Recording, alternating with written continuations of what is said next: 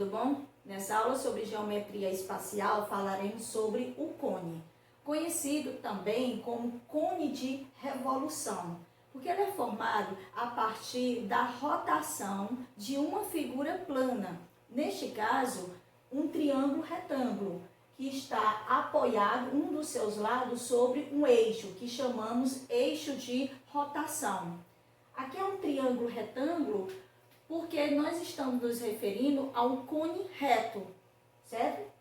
Onde o eixo de rotação é perpendicular com a sua base. Então, nós teremos um cone reto. Aliás, todo o nosso estudo aqui sobre sólidos, nós vamos sempre nos dirigir aos sólidos retos, porque são os mais usados.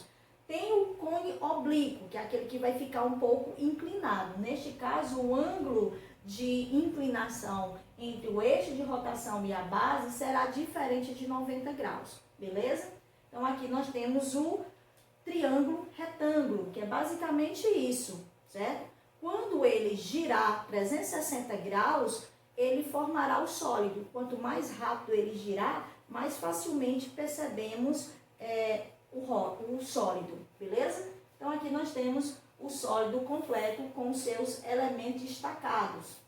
O vértice, que é o topo aqui do sólido, temos a base, que é um círculo. Na base nós destacamos o raio da base, que vamos usar a letrinha R para representar.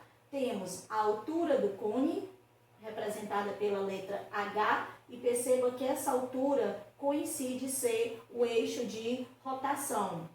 E temos outro elemento importante que é a geratriz. Vamos usar a letra G, beleza? Em um cone existem infinitas geratrizes. É todo o segmento que podemos traçar do vértice até a circunferência que forma a base do cone, certo? E há uma relação muito interessante entre esses três elementos: geratriz, altura e raio da base. Note que esses três elementos formam um triângulo retângulo, certo? E aí no triângulo retângulo nós destacamos a hipotenusa, cateto e cateto. Usando o teorema de Pitágoras, podemos representar desta forma: geratriz ao quadrado é igual a h ao quadrado mais r ao quadrado, certo? Esta relação aqui será muito útil na resolução de questões envolvendo o cone, beleza? Temos o cone equilátero, que é um cone especial. Ele só é equilátero quando a seção meridiana ou secção meridiana for um triângulo equilátero. O que é essa seção meridiana? Imagine um plano que parte do vértice, ele passa aqui no vértice do cone e toca no diâmetro da base, certo? Essa área aqui destacada, ela é chamada de seção meridiana. E note que ela forma um triângulo equilátero. Aqui nós temos uma geratriz, aqui nós temos a outra geratriz, e essa geratriz coincide ter o mesmo tamanho do diâmetro da base, onde o diâmetro nós podemos representar por 2R, beleza? Então, em um cone equilátero, a geratriz é igual a 2R. É sempre bom a gente guardar essas informações, porque facilita na hora de resolver alguma questão. Se na sua questão já fala em cone equilátero, você já lembra que a medida da geratriz é igual à medida de 2 raios, beleza? Agora veremos como encontrar as áreas e o volume de um cone.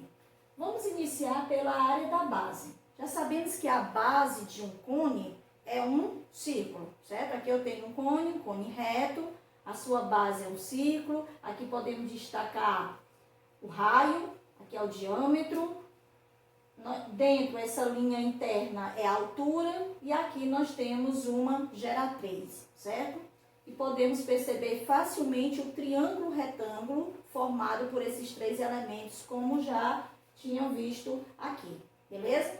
Então, como a base de um cone é um círculo, vamos representar aqui por AB, a área da base, será πr ao quadrado, que é a fórmula para encontrar a área de um círculo. Beleza, né? Lembrando que esse R representa o raio da base. E a área lateral? Nós temos aqui essa figura que representa a área lateral de um cone, certo? Chamado de setor circular. É como se fosse aqui um pedaço de uma pizza. Então, fazendo uma relação entre o comprimento total da circunferência, que é 2πr, e o ângulo interno aqui, que é de 360 graus, nós podemos fazer uma regra de 3 simples e chegaremos a uma fórmula que permite calcular a área lateral de qualquer cone. E que fórmula é essa? Eu vou chamar ela de AL. Ela é muito simples. É o valor do π multiplicado pelo valor do raio e multiplicado pelo valor da geratriz. Então, o AL é igual a πrg, beleza? E a área total, que nós temos a planificação de um cone completo, ele é formado pela área lateral somado com a área da base. Posso representar assim: a área total será a área da base somado com a área lateral. Lembre que no cilindro, a área total ela é representada por 2AB mais AL. Por que 2AB? Porque o cilindro possui duas bases. O cone só possui uma, certo? Podemos ainda substituir o valor do AB, que já vimos aqui, é πr ao quadrado. Somado com o AL, que também já vimos, é πrg, beleza? Podemos colocar o πr em evidência e assim nós chegaremos a uma fórmula para calcular a área total. Colocando o πr em evidência, aqui dentro fica o π, que esse aqui estava valendo 2, e no segundo termo nós temos aqui o g, beleza? Então aqui nós temos uma fórmula para calcular a área total de um cone. E o volume? O volume de um cone, nós vamos usar esta fórmula aqui. V é igual a 1/3, que multiplica a área da base, que multiplica a altura, certo? Podemos substituir aqui a área da base. Então, o volume vai ser igual a 1/3 vezes a área da base, é esta aqui, π vezes r ao quadrado vezes o h. Ok? Então, essa aqui é a fórmula para encontrar o volume de um cone, certo? Essa fórmula aqui nós já estudamos anteriormente, no volume da pirâmide, certo? Quando nós temos sólidos que possuem uma só base, para calcular o seu volume, nós vamos usar sempre esta fórmula, 1/3 vezes a área da base vezes a altura. Quais são esses sólidos? A pirâmide e o cone, certo? Ele só possui uma base e tem um vértice lá em cima. Quando nós temos sólidos que possuem duas bases paralelas e iguais, para calcular o volume, nós vamos usar apenas a área da base multiplicado pela altura, que são os prismas e o cilindro, beleza? Então, vou anotar aqui para ninguém esquecer.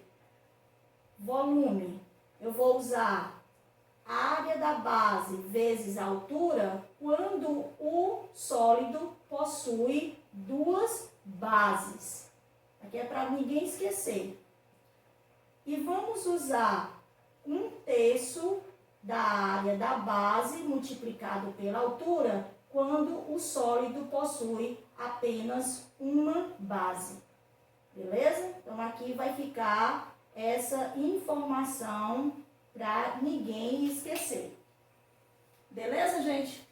Então, se você gostou desta aula e realmente aprendeu, não esqueça de deixar o seu gostei e de se inscrever no cantinho aqui, ok? Isso vai facilitar muito o meu trabalho, porque o sistema vai indicar esta aula para mais pessoas que também estão estudando esse conteúdo.